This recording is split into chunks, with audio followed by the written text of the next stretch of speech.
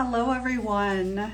I am Dr. Broderick, sleep doctor Mare, and today I'm going to be going live with Dr. Barry Krakow. He is a legendary physician in the field of sleep medicine, and I have been following his work. He's a prolific writer, everything from this Turning Nightmares into Dreams book to Sound Sleep Mind and Life-Saving Sleep. And if I had to say who is one of the top physicians that I would want to interview, it would definitely be Dr. Krakow. I'm so excited to talk to him because he is, in every sense of the word, an expert, an academic, just a master clinician. So I'm going to go ahead and invite him now for anyone that was expecting to see us. But I'm glad we did because it gave me more time to look forward to this. I just invited him to join, and so we'll just give him a minute. Here he comes. Hi, Dr. Krakow. How are you? Masters of technology. Well, you have like a Substack newsletter and all kinds of really cool tech things. So I am so privileged to have some time to speak with you. Thank you so much. I have so many questions for you. I think trauma and sleep is such an important topic. So I wondered if you might just start by introducing yourself, telling people a little bit about your background, and then I have some more specific questions for you. And if anyone else has questions, please leave them in the comments, and if we have time at the end, we'll answer some of them. Okay, I'll try not to put anybody to sleep. Oh, you won't. So my background is that I started in 1988 working with two psychiatrists. I'm an internist and a sleep doctor, and I worked with two psychiatrists developing what's now known as imagery rehearsal therapy, which is the leading non-pharmacological treatment for chronic nightmares. And when we developed that technique, it was very inspiring because they learned, and we learned in the research papers we published, that when you treat somebody's nightmares, the nightmares are really functioning like a sleep disorder. So you treat the sleep disorder, in this case, nightmares, and anxiety and depression get better. And this was very shocking to the two psychiatrists, Dr. Joseph Neidhart and Dr. Robert Kellner. From there, we went on to say, well, why don't we test this in PTSD? I mean, these are people who would have the worst nightmares. So let's do that. And we tested it. And we published this in JAMA in 2001 and showed that you treat somebody's nightmares who has PTSD without giving them psychotherapy, without giving them drugs, their nightmares get better. They get significantly better, clinically better, and then their PTSD gets better. So that was quite amazing, and obviously that's one of the reasons JAMA published it. But the bigger news was that we didn't know and only learned throughout the 1990s that the nightmares were a red flag, really a proxy for the tremendous complexity of the sleep disturbances that occur in PTSD. And the biggest finding that we came up with over the 90s with hundreds of research subjects and then later on in the 2000s clinically in our sleep center was that most people with post-traumatic stress problems that are not resolving, where they clearly report some difficulties with insomnia or nightmares, these people all seem to have sleep apnea, or in some cases, what we all talk about is upper airway resistance syndrome. And that's a pretty amazing thing to realize that somebody's got this very big time psychological disorder, but at the same time, they've got this big time physiological sleep disorder. And we've been working on that ever since and researching it, publishing data on it. There are some areas where people are picking up on it, but in general, the mental health community, which is why I wrote the book, Life-Saving Sleep, and thank you very much for promoting it previously. Thank you very much. That book is written to pull together all of this knowledge so that not only individuals reading the book can, give themselves ideas and strategies and treatments and so forth, but mental health professionals and other doctors can read this book and say, oh, now I see the whole picture. So that's the background I would put forward. Well, in this book, when you said that sleep apnea was the granddaddy of sleep disorders, I just said yes. But tell me, because a lot of patients get annoyed that sleep doctors, that's all they talk about is sleep Right, apnea. right, So right. I wonder how you convince people, like it feels like a bait and switch almost to patients. So I want to ask you about that, but I also want to ask you to tell people a little bit about what imagery rehearsal is, or imagery rehearsal therapy too. So maybe you Sure, can answer those two questions. sure. Imagery rehearsal therapy is a technique that simply says that while you're awake, the things that you picture in your mind obviously could show up as pictures in your dreams, the next night. And everybody's had that experience. Everybody knows that's how the imagery system works.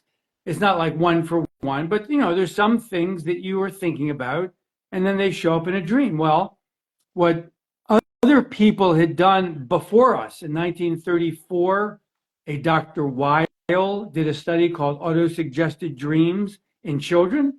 He just said to these children that had bad dreams, they had nightmares, what would you like to dream about tonight? And so they said, well, I want to dream about this, or I want to dream about that. And next thing you know, their bad dreams are better.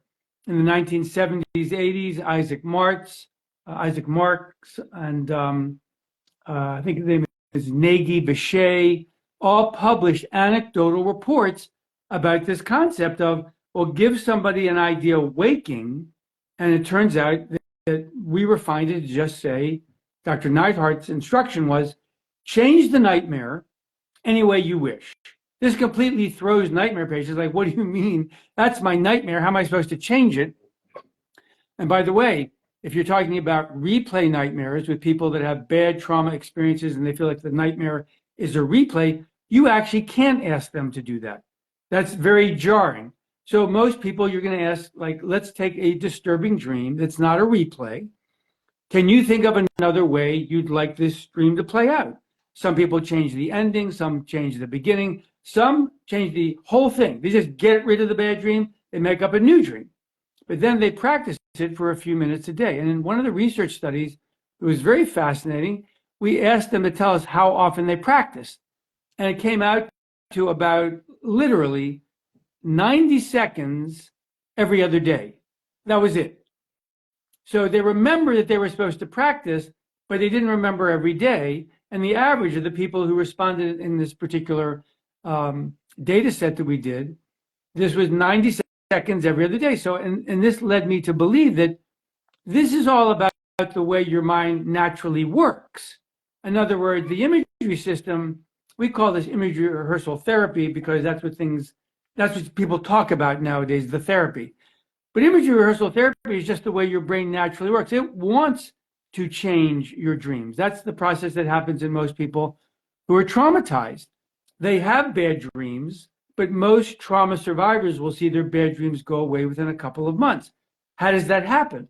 Well, more than likely, it has something to do with the way the imagery system in your mind's eye naturally works. So IRT is jump-starting that for the individual as far as we can tell.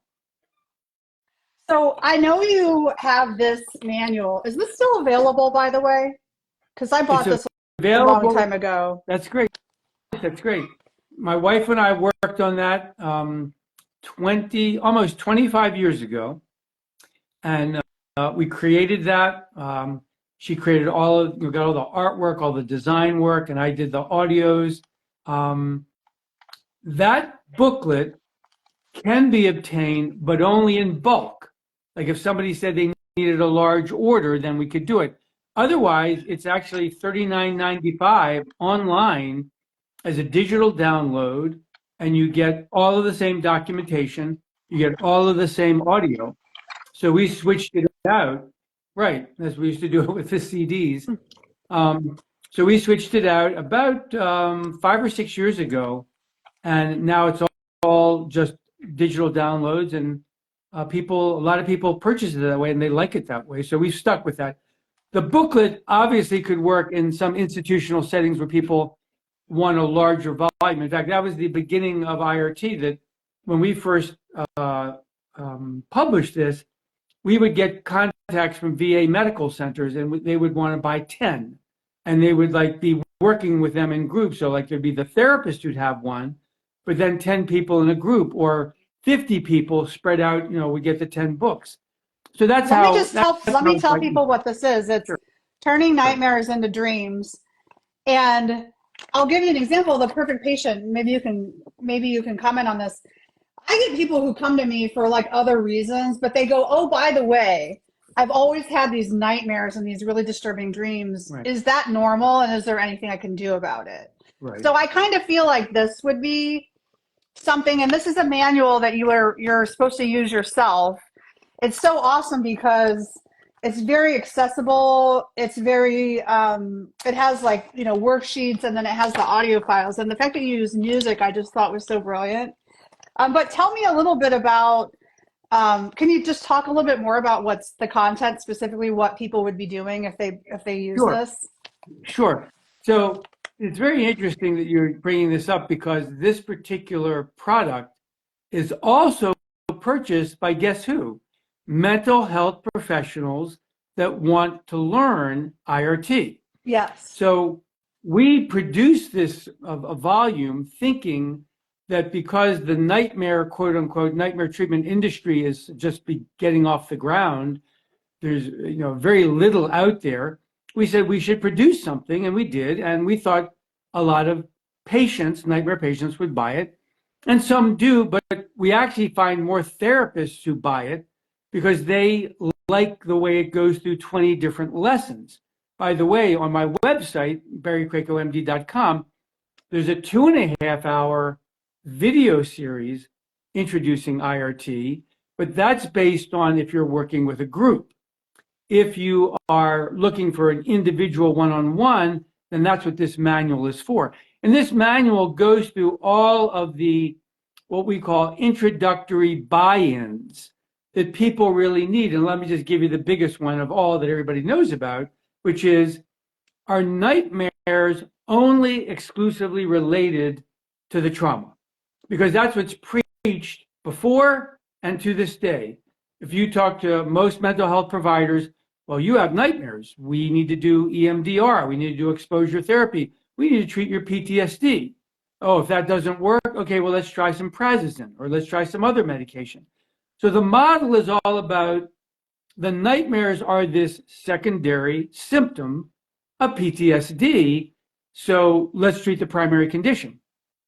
Because I got involved with 2 psychiatrists, and we worked on IRT, and then immediately after that, I started getting involved in the field of sleep medicine.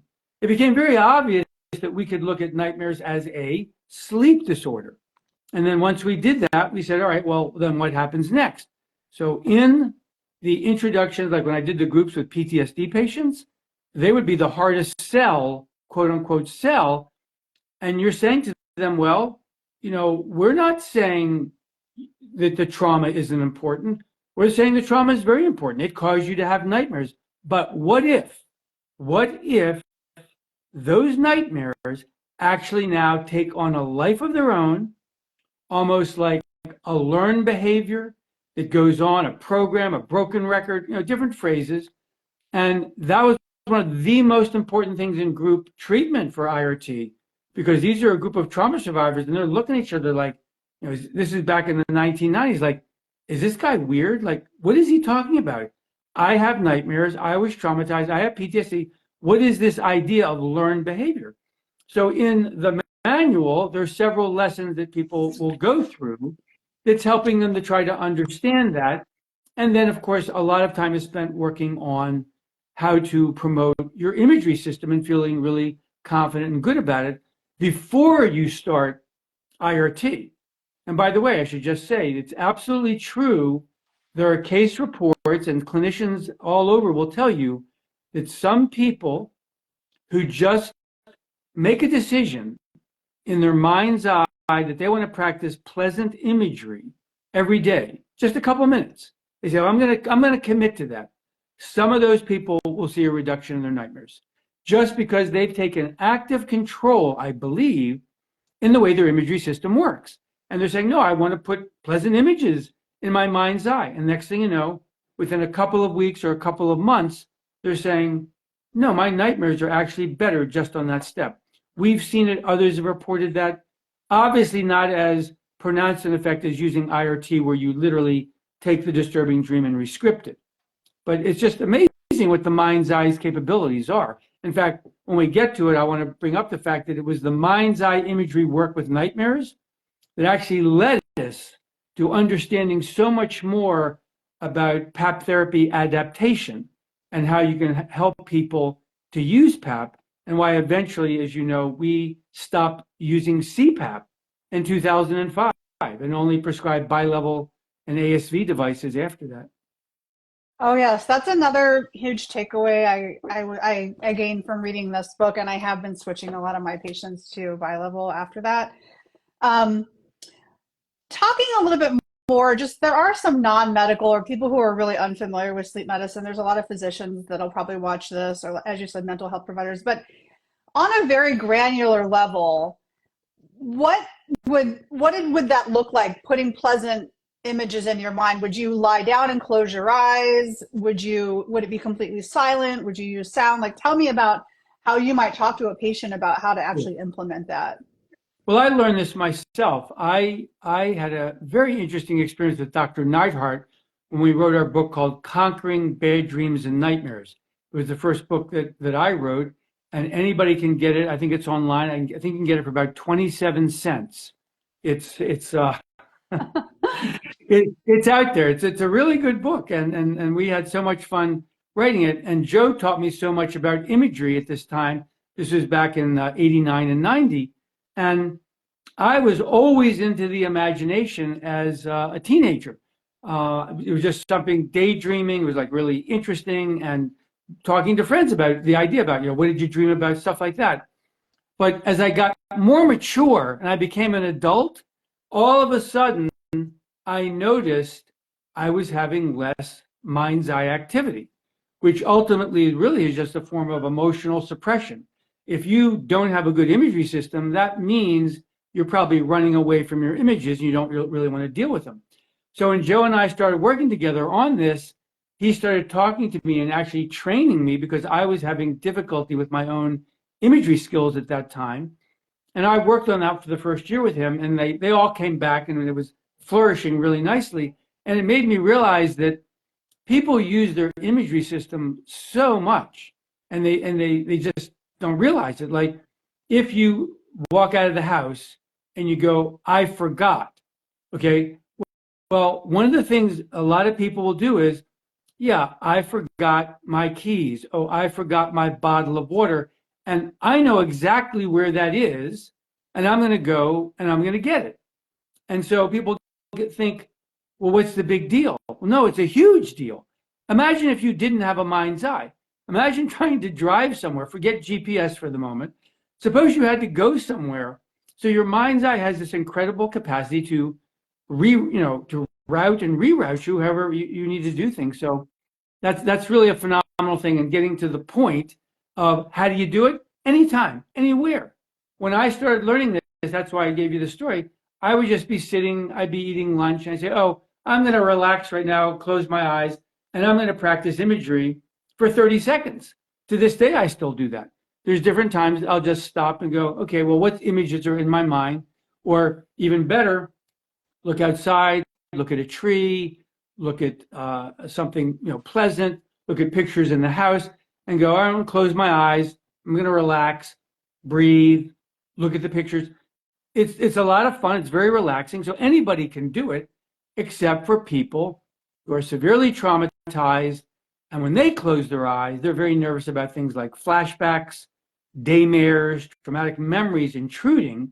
And that's a very difficult process. And so for mental health professionals, when they're dealing with that, we always recommend don't go to IRT right away. It's much better to work with them on the idea of, can we help you practice pleasant imagery? And one specific technique that we learned that we think is pretty reliable is you just say to somebody, can you tell me how to drive from your house to your favorite restaurant? And can you picture that in your mind? Generally speaking, a person who can do that is probably more than capable and fine to work with imagery because that's what they just did. If that person says, as a matter of fact, I can't do that, or by the way, I won't do that, because when I go into my mind that way, other images come up that I don't really want to see. That's been a reliable way to look for candidates for IRT. In that specific case, does prazosin help them at all or no? I don't Or think is that a separate? anybody. I don't think anybody knows. I mean, the whole thing about prazosin, as I understand it, I'm not an expert, is that it's going to reduce your responsiveness, your reaction to the nightmare, your hyperarousal is going to be less. So you go, well, is that a good thing for people doing IRT or not? I don't know. I mean, lots of Mhm. people on prazosin, the drug over time just doesn't seem to work. I don't know why that is. It also may be biased because, like, we would see the people that come say, "Well, yeah, I tried that, and, it didn't work." Yeah. So sleep apnea stories, Emma Cooksey, she has a big platform on Instagram for sleep apnea patients. She asked, can you explain more about switching sleep apnea patients to bilevel instead of CPAP and explain why? And I'll just tell her, first of all, he does talk about it in the book, but maybe you could just comment on it briefly here. Sure. I don't know that it's brief, but I absolutely can comment. I'll try to put it in the nutshell of if you want to treat RERAs, which for those who may not understand, that's the technical term for what most of us in clinic like to call flow limitation. So there are three breathing events. There's apneas, where you stop breathing. There's hypopneas, a 50% reduction. And then there's flow limitation, which is anywhere from a 10 to 25% reduction in breathing. Unfortunately, in the field of sleep medicine, there has been a very large contingency of sleep doctors who either are ignorant of the flow limitation problem or don't really respect it and think that it's relevant. I always like to say, put your hands around your throat, like this, and just choke yourself a little bit and see what it feels like. And so, Dr. Guilleminault, who I had the great fortune to train with in 1993, the pioneer and the discoverer of UARS, he pointed out and showed, and everybody has shown this in multiple studies, that UARS alone, forget the apneas, forget the hypopneas, you only have to have the RERA, the flow limitation. You get insomnia, you get hypertension, you get fibromyalgia, you get nocturia, you get morning headaches. You probably get a lot more. But I mean, isn't that enough? Like, why would you not respect the individual who comes in? And lots of people don't. They don't even measure the RERAs. And you see these ridiculous, and this is truly ridiculous. You see these studies come back and it goes, well, the AHI was 10, AHI or 5, whatever. And what was the RERA index? It was 0. That's almost impossible. Almost all these people have some degree of RERAs because it's the Yeah. third breathing event. That's what I call it nowadays. Anyway, it turns out that if you want to aggressively treat, and I like to call it the third breathing event now, 3BE, it's the third breathing event, you actually need the highest pressure. You don't need that much pressure to treat apneas. Everybody knows that. It's occurring during expiration. A little bit of EPAP goes a long way of converting an apnea into a hypopnea. And then you apply more pressures. But eventually, if you want to get a really high CPAP pressure to treat RERAs, then what happens is you've got that same high pressure breathing out and nobody can handle it. And this is a very interesting piece of information about the history of sleep medicine that the field really should be very embarrassed about. And here's what happened. Many people started to look into RERAs and said, okay, well, we'll start raising the CPAP. And then their patients hated it Mhm. for whatever reasons. Could have been high CPAP breathing in, could have been high CPAP breathing out. And so you know what they started training their sleep techs to do? Not be that aggressive to treat RERAs. That's going on all over the world for years. Oh, we don't need to deal with that. We just need to deal with apneas and hypopneas. And so you have all of these patients out there being undertreated for their sleep apnea because they have this problem. Anyway, the bottom line was once you started raising the level, that meant the person had to try to experience while breathing out. They can't. So voila, Mark Sanders' study in 1994 showing that bilevel, you could have a gap as much as 5 for pressure support, and you get a good response. So we started experimenting with our patients. They loved it. They said, why didn't I get this the first time? Mm-hmm. I mean, why did somebody give me? And so from that time on, 2005 to 2020, we saw thousands of CPAP failure cases. They came to us from all over the country, some from different parts of the world, come to our center and say, I can't get another device. My doctor will not give me another device. I said, all right, well, let's do this test. And what do? We document the problem of expiratory pressure intolerance. If you can't breathe out against that air, you're going to have a horrible night of sleep. You're not going to go into REM. You're not going to maintain consolidated REM. You're going to get kicked out of REM because you're fighting with the machine the whole time. So when we learned all this, we really went down this pathway and committed to it. And we did a very interesting thing. We chose not to open up a DME because we knew that with this switch, where we're putting everybody on bilevel, auto bilevel, ASV, the first thing somebody would look at would be, oh, well, they're just trying to make more money by selling at a DME. Yeah. So we said, you know what? We're not going to do that. We can't do that. We'll have to work with the DME companies. And here's the beauty of this that you'll really love, and most sleep doctors don't know this, and I'm shocked by it. We called every single medical director of an insurance company, including Medicare, and told them what we were doing. We said, you know, you guys know that there's a lot of CPAP failure. And they go, yeah, we do know there is. What, you got an idea? I said, yeah, we do. He said, we use bilevel because it does the following steps. So for 15 years, we would bring these people into the lab. We would demonstrate expiratory pressure intolerance. We would demonstrate the CPAP was not producing good sleep architecture. We put that in the report. And you know what we call that? We call that CPAP failure. And when you put that in a report and you explain exactly what you did for that patient in the sleep lab, not once in 15 years did an insurance company reject bilevel or auto bilevel. ASV, of course, is a different matter because there's the whole issue of central apneas. And we had a little bit easier time than some because we're at 5,000 feet in Albuquerque. Now I'm in Savannah, Georgia. But still, we see people that develop the central apneas on CPAP and even on bilevel because they just can't tolerate these machines for whatever reasons, and then they need ASV. And last, I'll say, if a doctor wants to fight for a patient, which is what we did as we needed to, we actually got ASV accepted when they didn't qualify.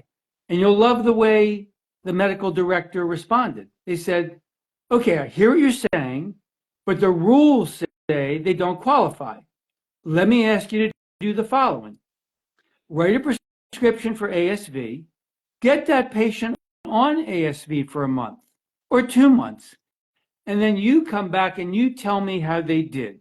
And if you tell me they did better, and you can show it with, because we would do surveys, insomnia severity index, PSQI, other, visual analog scales. If you can prove to me that they did better, we'll cover it. Now that's very impressive. And I was very impressed with these medical directors of insurance companies were very open to that discussion. I don't know what things are like today. I can't, but back in 2005, we must have talked to close to 7 or 8, Blue Cross, United, Medicare. We had some local companies, Presbyterian, and they engaged in the conversation. They thought it was really interesting, and they knew CPAP failure was a really big deal, costing their company a lot of money. Yeah. So just to summarize that a little bit, to answer Emma's question, and this is something we all learned at Stanford. I don't know if you know, but I trained there too, is with the bilevel, you're better able to titrate away flow limitations, all of the spectrum of sleep disorder breathing, rather than just focusing on apneas and hypopneas. Right. Because if you try to do that with CPAP, people have trouble tolerating it. I'm curious, what was the Stanford Sleep Clinic like in your time? And what was Dr. Guilleminault like? I mean, I mean, he's just one of those people. I mean, it sounds like he had the same impact on me that he had on me. So I just, for personal Yeah, reasons, I wanted to talk to you about that. What was the sure, Stanford Clinic sure. like? I have to tell you the introduction because it's so funny. And I remember before he passed, several years before he passed, I told him the story and he kind of laughed. He was like, "Did I really do that?" I walked up to him. They were rounding. I was with that at that time. I was with Ron Chervin and Jed Black, Ron and I was the Shervin new. was there when you were Yeah, there? yeah, Oh, well. yeah. Okay, so for And I was people the who new. don't know, he's the head honcho at Michigan now, right? Right, I think. Yeah, right. okay. So, so because I went to medical school later and stuff, I was older than these people, but I was the new kid on the block. And I was there just for a mini fellowship for a few months. And they're rounding, and I walk up to them, and Dr. Guimeno's there. And so I put up my hand to shake his hand. I say, "Hi, I'm Barry Krakow. I'm so glad to meet you." He takes his hand after he's shaking my hand. He takes his left hand. I had a beard at the time. He puts it on my chin. He goes like this. Yeah. He says, "You might have UARS." That was the introduction. It was so beautiful. And he was right. Just it wasn't more than a couple of weeks later, they put the esophageal monitor, the pens Yeah, down my nose, yeah. and they did the study. And, I had UARS. And naturally, because I'm a doctor, it only took 9 years for that to register in my brain because doctors make horrible patients. Right. You might Anyway, so he actually, the other part was he said, "I think you should try Pat machine." So one night at Stanford, I was staying in this apartment. I put the Pat machine on. And this is so ironic, like how ignorant a person can be.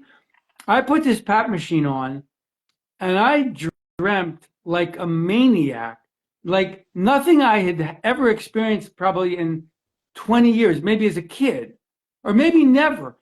And what was my response when I got up? "Oh, well, I could never use this. I'm not going to be able to dream like that all the time, or this is too uncomfortable." And so it took me 5 more years before I got an oral appliance and actually started my treatment. But it's amazing. I'm thinking I actually had the experience of vastly improved sleep, vastly improved REM. I must have been super REM deprived, for having a sleep breathing condition. And did it register? Not a bit. Took 5 years for it to register. Oh my gosh. Um, no, that's hilarious. I mean, I have these memories of standing in a room with a patient and him like using my craniofacial anatomy No, to show like different deficits. And I mean, I just laugh, but because he could never get away with that these days, people would be so upset. But yet at the same time, if you know him, you love it, you know? So, right. but that's so funny.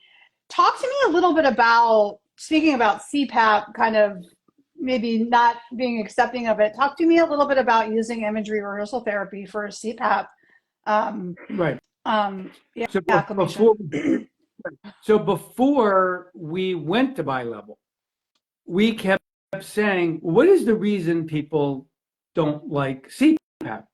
And what we came away with was not the sort of exquisite concept of expiratory pressure intolerance, because that came later, literally came in 2005, when we finally were looking at stuff in lab and saying, what is that? What is that rattiness on the expiratory limb?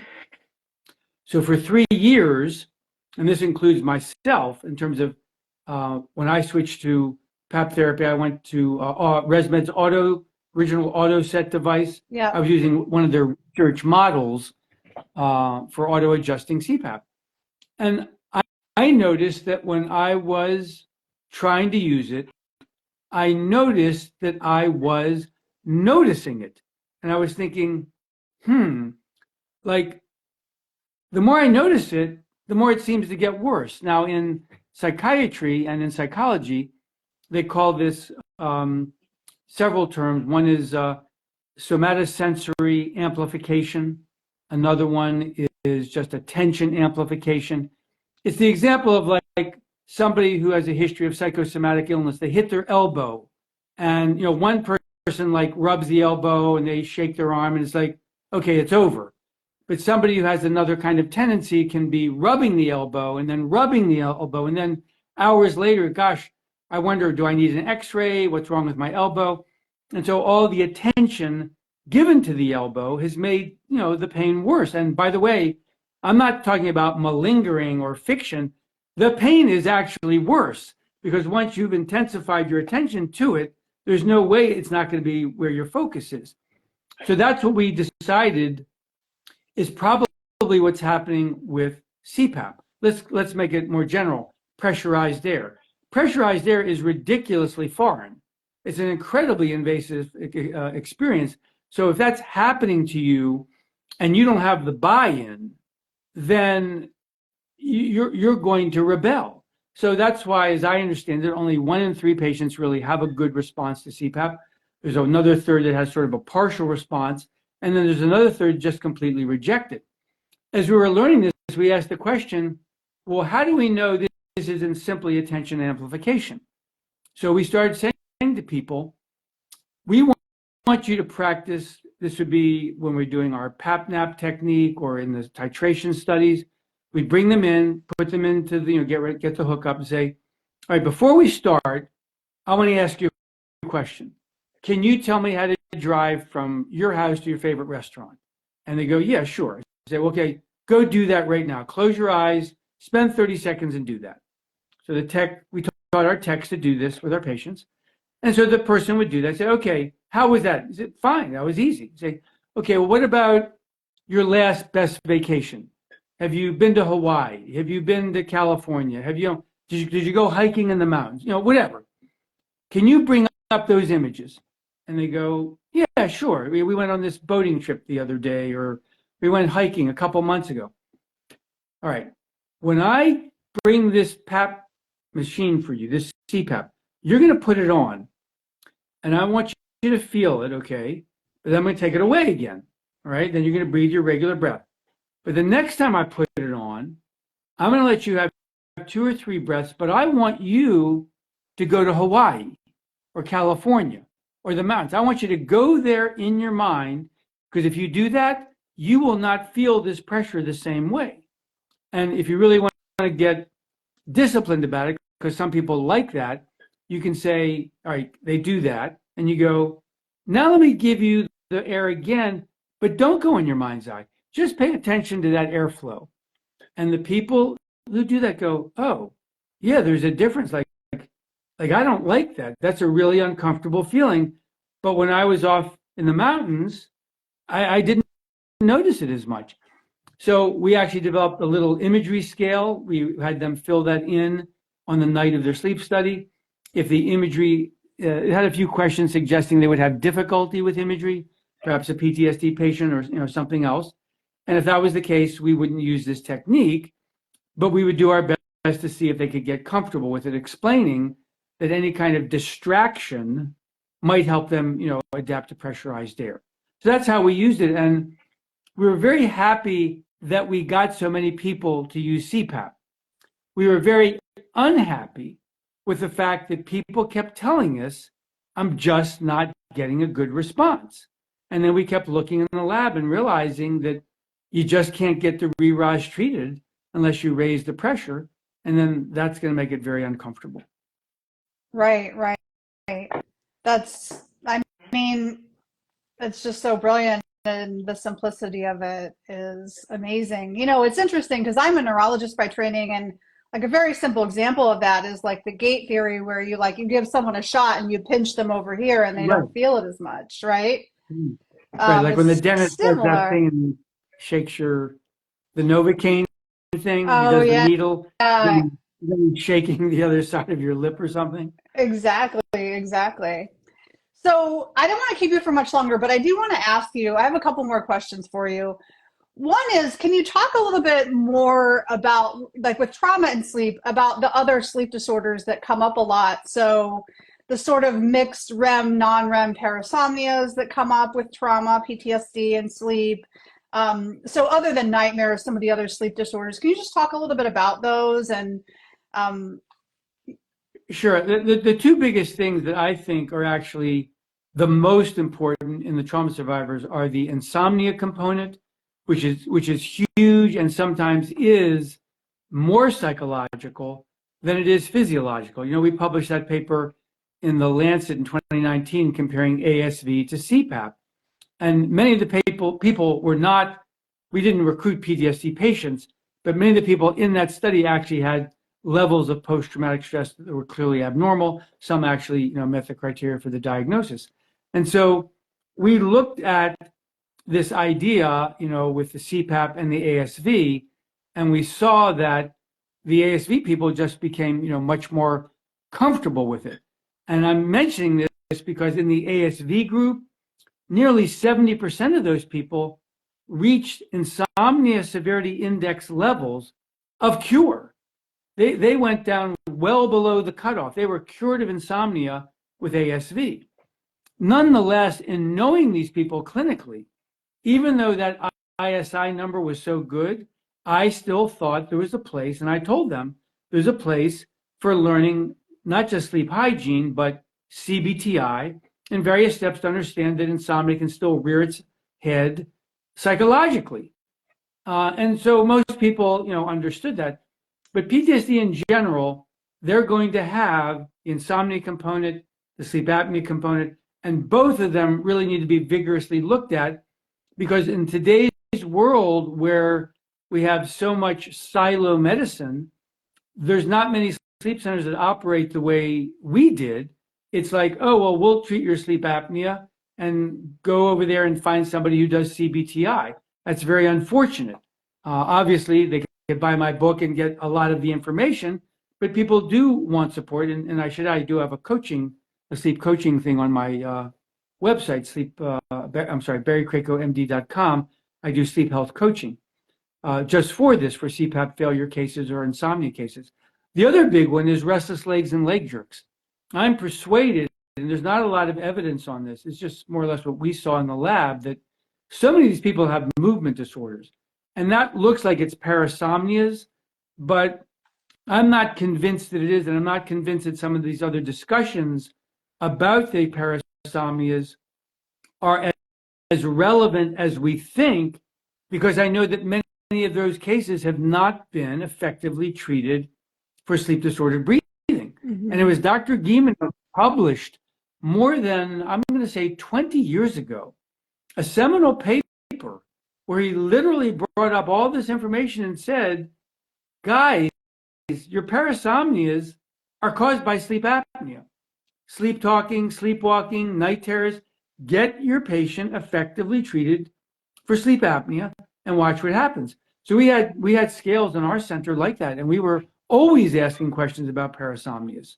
And we were amazed how many people, 80, 90%, were actually saying, I don't have that symptom anymore. Even nightmares, by the way, have gone away in a lot of patients using PAP therapy. So when you talk about things like TASD, Vince Myslovich's work, he and I have talked about that a lot. And it's interesting, what's the treatment for trauma-associated sleep disorder? Well, it's IRT for nightmares, it's PAP therapy for the sleep apnea, and then whatever else they want to do, whether it's medications or psychotherapy for the other components. But they do get, Vince says, they do get a lot better with the IRT and the sleep apnea. Mm-hmm. I have some notes here of things I wanted to ask you. So are you pressed for time? How much more time do you have? No, I'm good. Okay. I'm good. Talk to me a little bit about what a nightmare identity is, and how would someone rehearse a new dream? Okay. So nightmare sufferer identity is part of the buy-in that we're talking about when we talk about the Turning Nightmares into Dreams manual, and in our clinical work, which is that many people who have the problem of chronic nightmares, if it takes on a life of its own, which is what the theory we've put forward, then the person knows themselves that way. They can say they know themselves as a trauma survivor. They can know themselves as a PTSD patient. But the classic example would be somebody who goes, well, I can't go with my friends to that movie because I suffer from nightmares, and I know that movie will make my nightmares worse. So they're wrapped up in that. I'm not saying there's anything abnormal about it. I'm saying this is what happens to a person. It's a big deal, and most people don't know this. In other words, they just go, "Oh, well, you've got PTSD and you got nightmares, or you have depression and you have nightmares." No, we're pointing out that the nightmare disorder, and this is very contrary to the way the DSM writes about it, although the DSM hints at it, the nightmare disorder really does function like an independent disorder. You could call it an independent mental disorder. You could call it an independent sleep disorder. I don't care what you call it. I want to know that the individual appreciates that this thing is bothering them. It's messing up their sleep, giving them anxiety, giving them depression. So I want to help them embrace it as, no, this is an actual disorder and there are treatments for it, and you can benefit from that. And that's why we went down that pathway, to help bring it away from, oh no, it's a secondary symptom of PTSD. Mm-hmm. I can think of a couple patients where, they came to me for insomnia and they were on CPAP. We did change them to bilevel. Maybe we even did a septoplasty, put them on a little SSRI, did CBTI, so on and so forth. But there's still just this little bit of insomnia we can't get rid of. And I get the sense just from working with people and knowing people that there's trauma there, but they haven't spoken about it.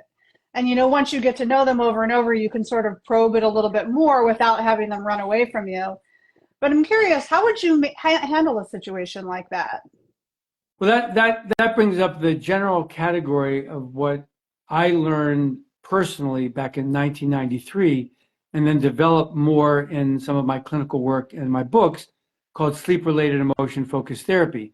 So yes, there's a trauma component, but when you say trauma, what you mean is there are very difficult emotions for people to deal with. And so when you're talking about some of the most problematic cases of insomnia, where people have failed numerous medications, and I should say it differently, the medications failed these patients over and over again. And these people are always exasperated, and some of them become suicidal.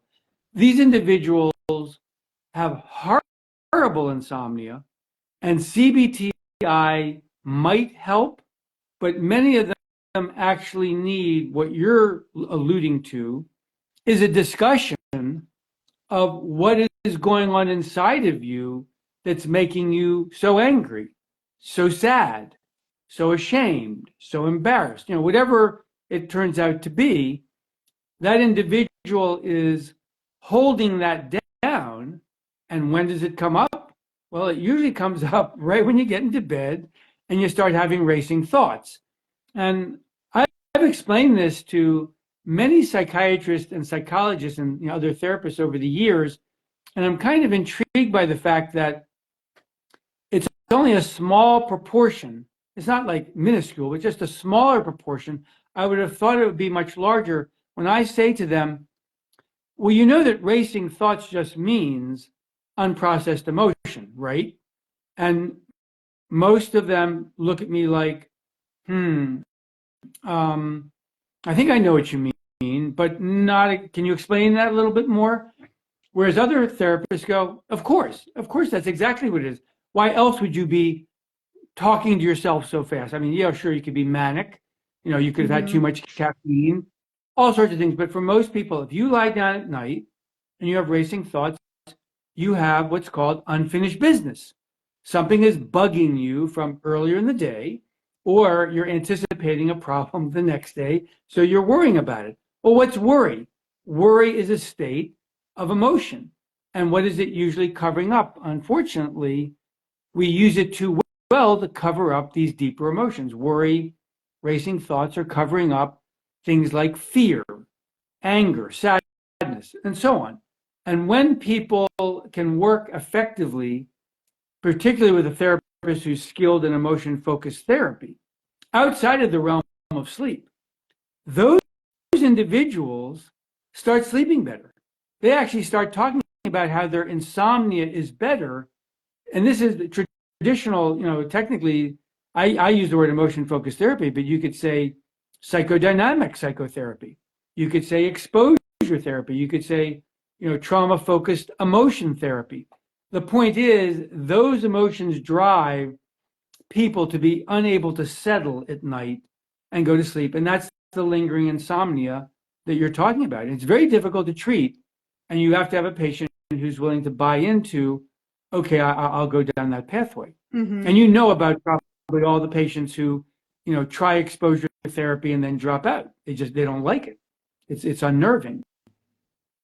Right, because there are people who've learned to sort of cope by avoiding or suppressing, but I can think of one patient I saw that I worked with for over a year, and he did extremely well with CBTI and going on to bi-level, and like I said, there was even a nasal surgery and medications, but there was this emotional component that I could tell, but he was very, he didn't want to, he was very guarded about talking to me about it. And maybe I just wasn't the right person, but he did end up going to therapy, and I saw him later and he mentioned how much it helped. But That's yeah. great. Yeah.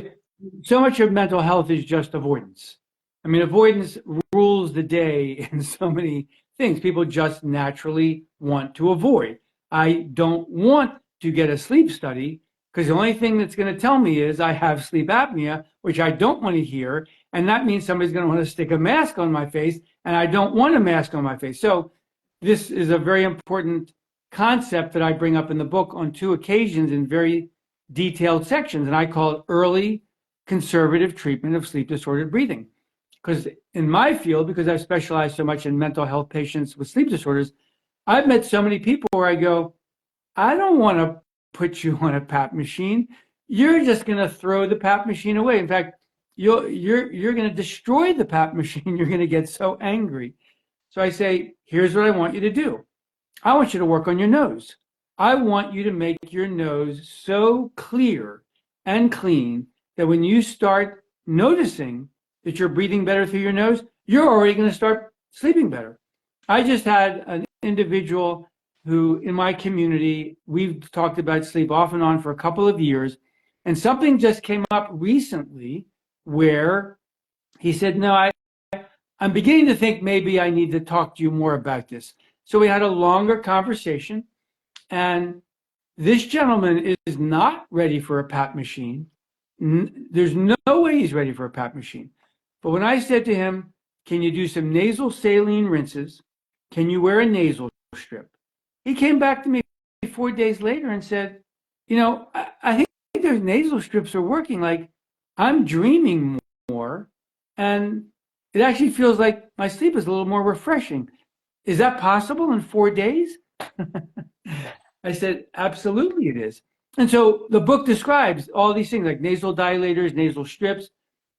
We got very involved in the concept of non-allergic rhinitis. In fact, on my website, barrykrakowmd.com, there's a free 1-hour video series called The Nose, N-O-S-E, Nose, K-N-O-W-S. In that I need to watch that. It's really a lot of fun. I was working with some, I think, occupational health nurses, and I was teaching them about nasal hygiene. And so we decided to videotape the session, and we condensed it a little bit. But the big one, and we published one paper on this, the big one is that many people with sleep apnea have non-allergic rhinitis. Mm-hmm. And most doctors don't even know what that is. Back in the day when I was in medical school, they used to call that vasomotor rhinitis. They said only crazy people get that. And they said there is no treatment. I said, okay, well, if you say so. And so I would see a few cases here and there as an internist, and maybe even when I was practicing in the emergency room, I maybe hear something like that. But finally getting into sleep medicine, I kept noticing all these people with like, wait, we put you on nasal steroids and you're not better. I better go back to the drawing board. What am I missing? Well, around the time that we were researching this was when these antihistamine nasal sprays really started coming into public consciousness. ENT doctors were prescribing them. We started giving these antihistamine nasal sprays to non-allergic rhinitis patients, and they go, where has this treatment been? My whole life, people have told me I'm nuts and that they don't know how to fix my congestion. This single spray, Astelin, Astapro, my nose is clear. So think about it. If you meet a patient who's a mental health individual who usually has anxiety, anxiety may actually trigger congestion and stuffiness in your nose. Guilleminot wrote about this. He wrote and said that this was known in the 19th century. He wrote this in a paper that in the 19th century they knew there was a connection between the nose and anxiety. So I guess that was kind of lost for 100 years. Anyway, for these reasons, we know that I can work with somebody for months on conservative treatment. Nasal sprays, nasal strips, nasal dilators, maybe changing your position in bed, making sure you get everything, all the junk out of your nose. And of course, like you said, go to an ENT, see if you need turbinate surgery, septum surgery. And these people start sleeping better. And so when they do, they come back and they say, what? Hey, gee, I'm sleeping better. Like, do you have more tools in your toolbox? Oh, well, maybe you want to talk about PAP therapy now. Now you've got the buy-in. Yeah. Well, I have something called a MARPI, a palate expander surgically implanted in my roof of my mouth. And I've been using CPAP since I was a fellow at Stanford.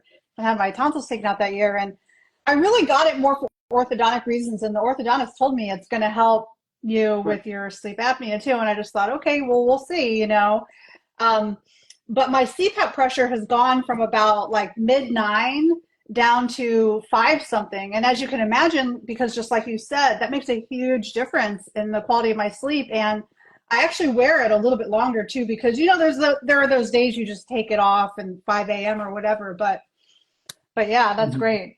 Okay, I have one last question for you, and then at the very end, I want you just to take a moment to tell everybody about where they can find you, where they can, about your Substack, about your website.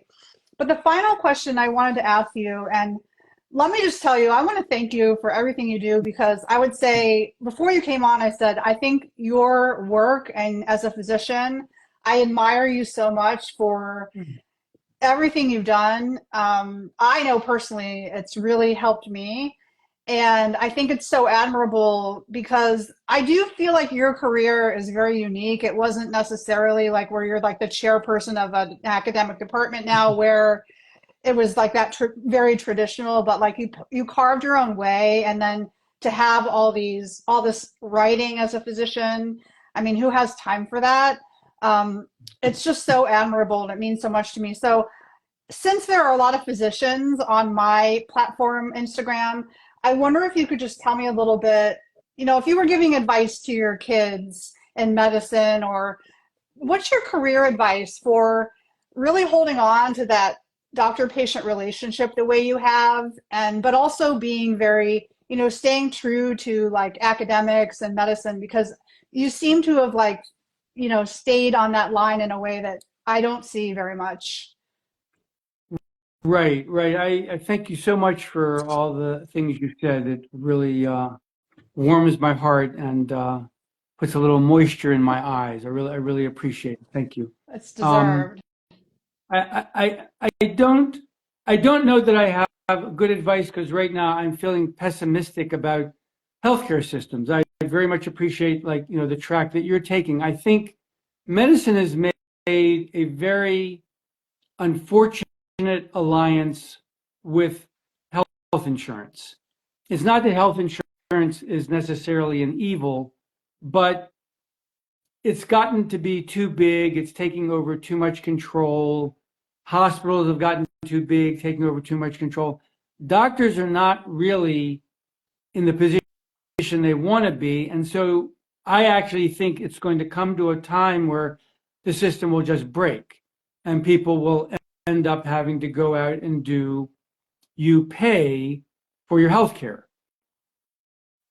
More doctors should start doing that and trying to find ways to move out and do concierge medicine, because unfortunately the insurance companies are not, at least nowadays, as far as I can tell, promoting higher quality care.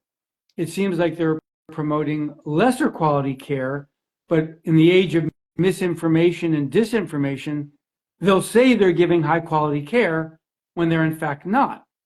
The fact that so many people think, and so many people even in most insurance around the world, despite our fortunate experience, they think CPAP is the be all end all. And it's clearly not. People should be up in arms at sleep centers saying, what do you mean this is my only option? That's what they tell people. It's my only option, CPAP. So the question is, what does somebody want to do with their career? And I think looking for elements of private practice away from other institutions, whatever small piece of that a person can get started in, is very important, because generally speaking, I think people know this, it's the best doctors and the better doctors go out and do that. And why? Because they recognize there's something wrong with the system and they can't practice and help their patients they want to practice. Our primary care doctor in Albuquerque, Dr. David Leash, fantastic doctor.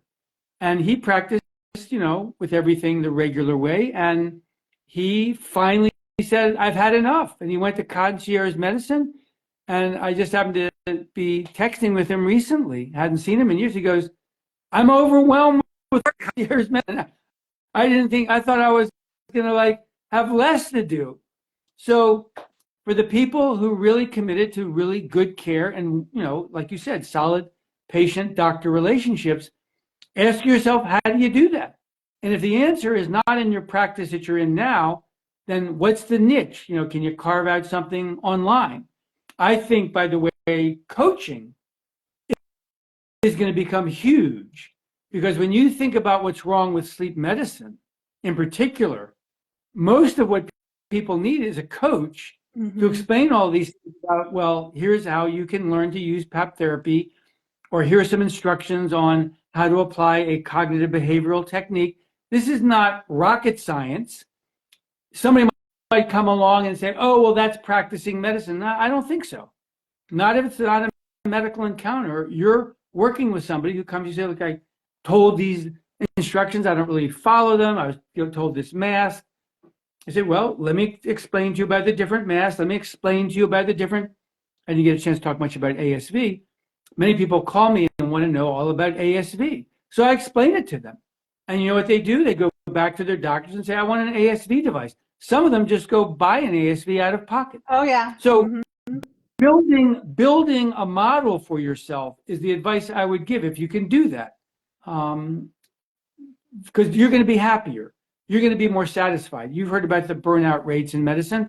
And why wouldn't there be high burnout rates when you're under the thumb of these people telling you how to practice medicine, and you're sitting there going, no, this is not how you practice medicine. This is not the best thing for my patient, and I just can't do this. I just can't. So anyway, I was very lucky.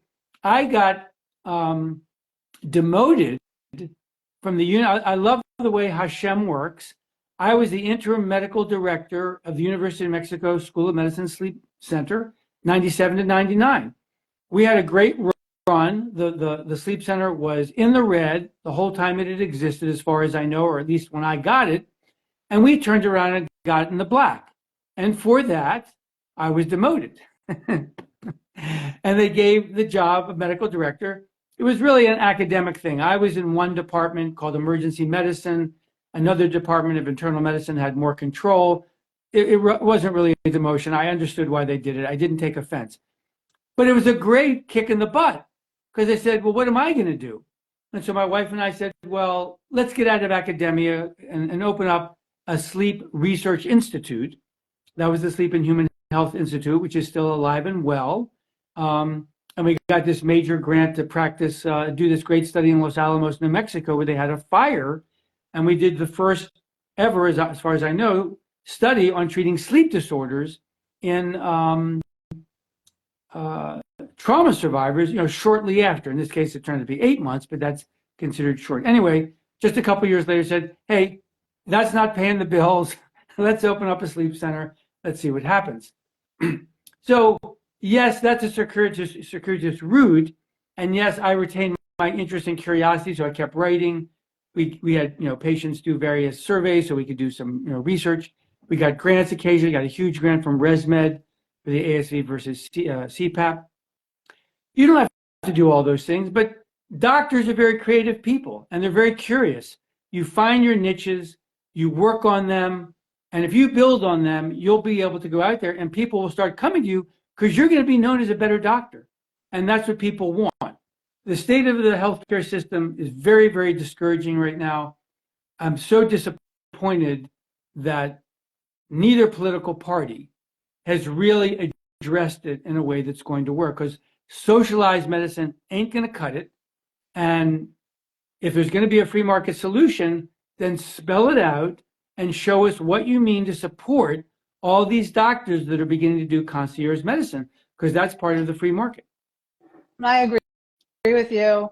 I have a huge network of other female physicians in the Seattle area, and that's what we're all thinking, is there's just going to be a second tier of medicine for people who are willing.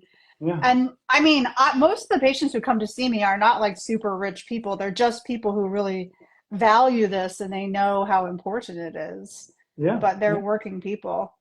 It's great work you're doing. It's great work you're doing. And we want more people doing exactly what you do, because then hopefully maybe these other big sleep centers that really are providing mediocre to slightly good quality care will wake up and say, wait, well, what's that entrepreneur doing over there? Why is she getting better results than I am? And maybe they'll ask the question, because how can they live with 1 out of 3 people can use CPAP? And that's the end of the story, and go away. It's very discouraging if you don't consider bi-level and ASV. Very discouraging. Yeah. As far as your writing, do you write every day, or what's your process for that, for, putting out so much materials and stuff? Is that something you do every day, or do you just get a gust of inspiration and it just comes out of you? Or what does that look like for you? Writing is a lot of fun. When I really sunk my teeth into it, I wrote the beginning of a novel at the end of medical school. And then after residency, I got involved with some writers groups. I wrote a couple of screenplays. I wrote a couple of novels. None of these things have been published. My wife and my children say they're no good. So, nothing's going to happen with that. And then Dr. Neidhart, when we met in 1988, 89, said, Barry, I know you like to write, so let's write a book about nightmares. So we wrote Conquering Bad Dreams and Nightmares in 1 year. That was my first book. And with him, it was really, mostly his knowledge. And from there, with Dr. Kellner, we started doing research. And what was interesting about research was I could see that certain people who do research actually don't know how to write. I thought it was kind of funny, but it was also just true. They just literally didn't know how to write. And because I had been writing then for almost 10 years, like various ways, like I was learning, certain techniques and so forth about communication. I'm not saying I'm a great writer. I'm saying that I learned there's certain techniques you should try to apply. And I started applying them into research papers. So I took our American Journal of Psychiatry paper, which got published in 1992, and I had to rewrite a bunch of it because the editor came back and said, well, we want this paper, but we've got a lot of problems with the way it was written. I said, okay, let me have a look at it. And Dr. Kellner gave it to me, and I went through it and made, wholesale changes. And I said, oh, this is a lot of fun, combining writing and research. So that was my first taste of it. And then Dr. Kellner encouraged me, and we did more nightmare research, and then we did more papers. And then once we were doing research at the University of Mexico, we had more resources available. We got more grants.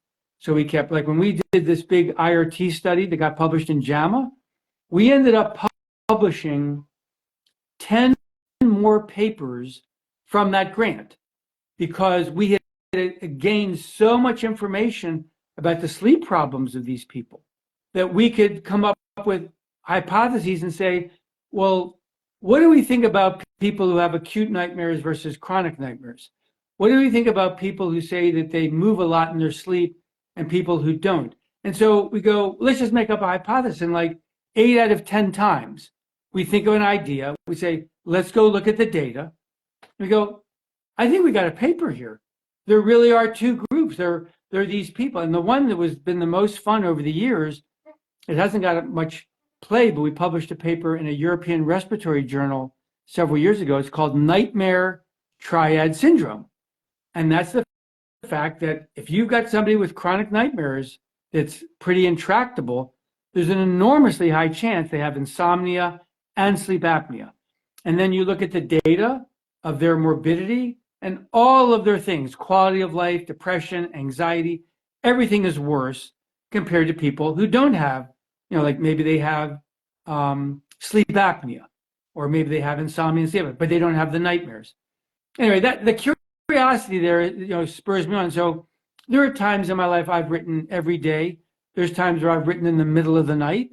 I love the fact that you could get up and say, oh, well, I know you're not supposed to lie awake in bed. That's bad sleep hygiene. And I got this idea, you know what? I'm going to go write. And the funny thing is, if you go and write, it actually makes you sleepier faster.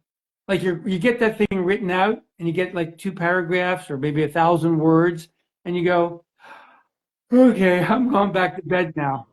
But in general, I find it therapeutic to write every day. I think people who like writing have that same sense. They don't, I mean, some people are writers and that's their profession, so they have to write. I love it, and I love the way it makes me feel, and I do think it's a form of emotional processing to write. Oh, absolutely. Yeah. Well, just to wrap up, I wonder if you could tell everyone about how they could find you, how they can buy I have some of the materials here. Where can they buy these materials? Turning Nightmares into Dreams, Life-Saving Sleep, Sound Mind, and how can they work with you? Sure, several ways. So the Substack newsletter is free. It's fastasleep.substack.com. And I usually put something on there every week or two. Sometimes it's some of the interviews I've had. Sometimes it's commentary about research papers that I have a concern about, or I'm throwing out an idea that I think people should hear about because it's a new pathway that could be valuable. So that's Substack.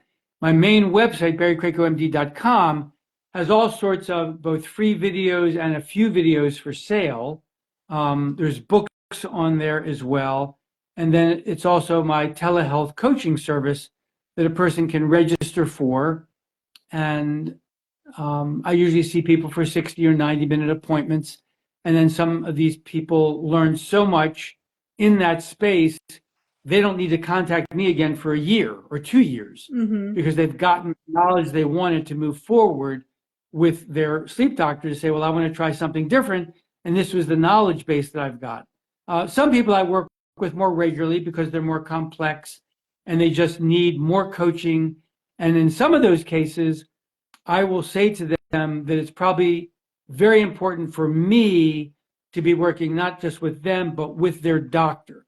So on occasions, I will be actually, Zooming with the client. In my case, I call it the client, that doctor, it's their patient.